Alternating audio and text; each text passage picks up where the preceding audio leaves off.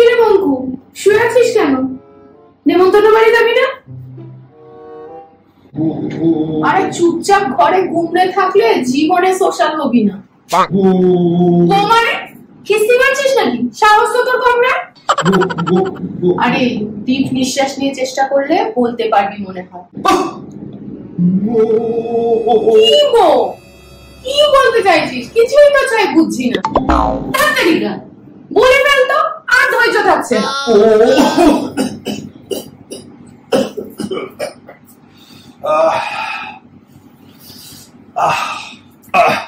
বমি করে এখন শরীরটা ঠিক লাগছে।